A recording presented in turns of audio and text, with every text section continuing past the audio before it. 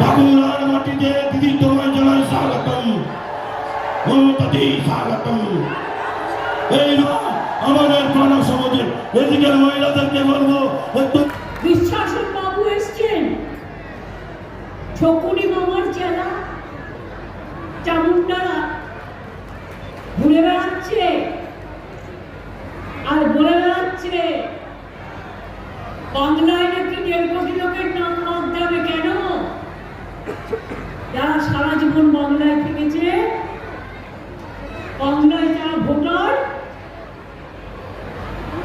আজকে বলছেন মমতা ব্যানার্জি জমি দেয়নি। মমতা ব্যানার্জি জমি না দিলে এই তারকেশ্বর বিষ্ণুপুর লাইন কে করে গেছে? মমতা ব্যানার্জি করে গেছে, আপনি নন। আগের বার এসে বলেছিল ইসবার 200 পার হয়ে গেছে, প্রমাণ পার। আর এবার করছে এত মানুষের মৃত্যু, এখনো পর্যন্ত 58 থেকে 60 জন মানুষ মারা গেছে। 100 দিনের কাজ আপনারা বন্ধ করেছেন। এই প্রোগ্রামটা গান্ধীজির নামে ছিল, তো গান্ধীজির নামে যে প্রোগ্রামটা ছিল, গান্ধীজিকে আমরা কি বললাম? ফাদার অফ দ্য নেশন, জাতির নেতা। গান্ধীজির নামে প্রোগ্রাম বন্ধ করে দিলেন। গান্ধীজির নামে এখন থেকে 100 দিনের কাজ, পরবর্তীটা হয়ে যাবে মনমাশ্রী। পরবর্তীতে দিচ্ছিলাম 50 দিনের কাজ, এখন থেকে দেবো 100 দিনের কাজ।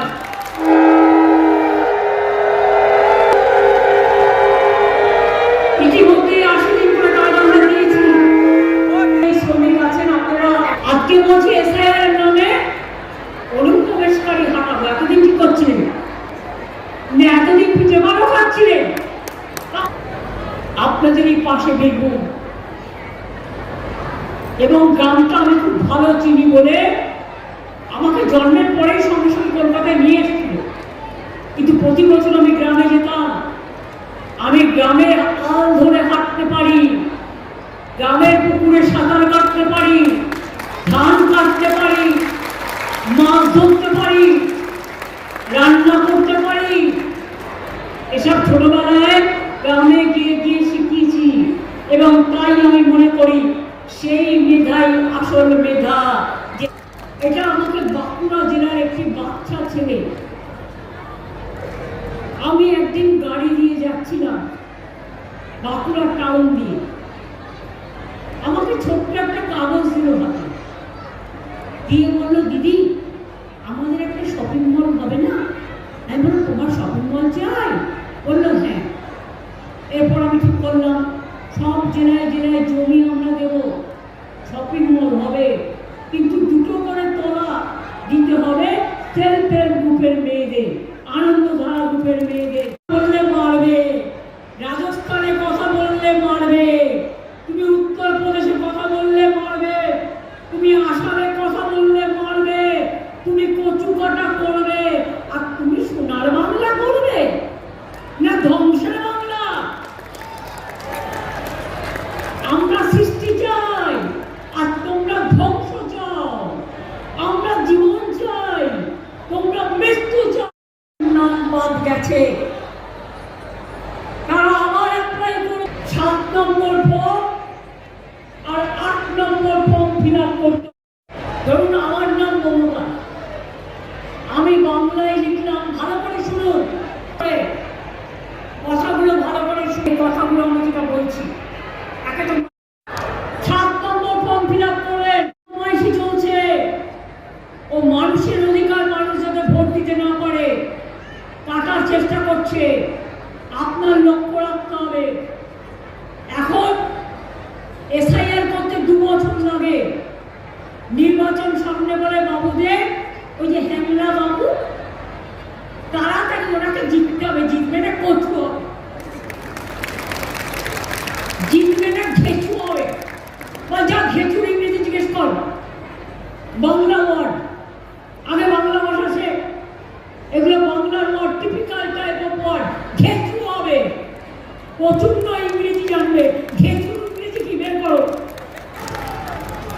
ক্ষমতায় আছো বলে অধ্যত্ত, দুরাচারী, দাঙ্গাকারী, ব্যভিচারী, দুঃশাসনকারী, বিভ্রান্তিকারী, অত্যাচারী, স্বৈরাচারী।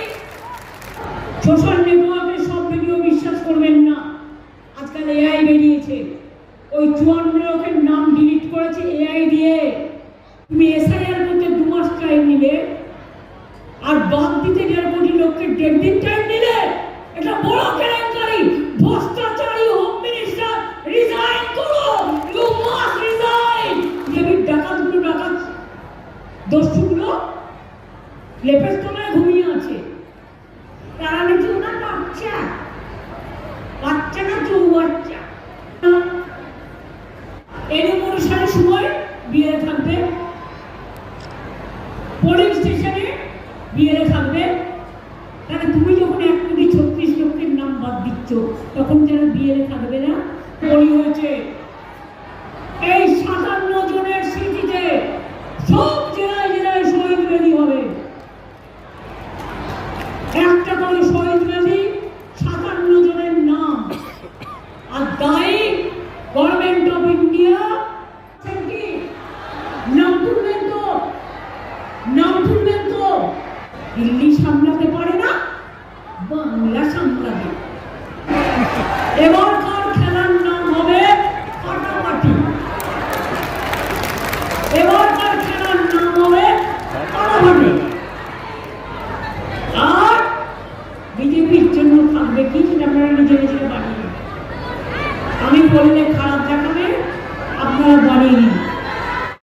ওগুলো টাকা দিয়ে করা। এখন এআই বেরিয়েছে, ধন্যবাদ ছবি দেখাবে, আমার গলা শোনাবে, কিন্তু আমি নই। আপনাদের সতর্ক থাকতে হবে। এটুকু বলে, আপনারা অনেক দূর দূরান্ত থেকে এসছেন, আপনাদের হোয়াটসঅ্যাপ দেখে যারা সিদ্ধান্ত নেবে, আমরা তাদেরকেও চ্যালেঞ্জ করবো।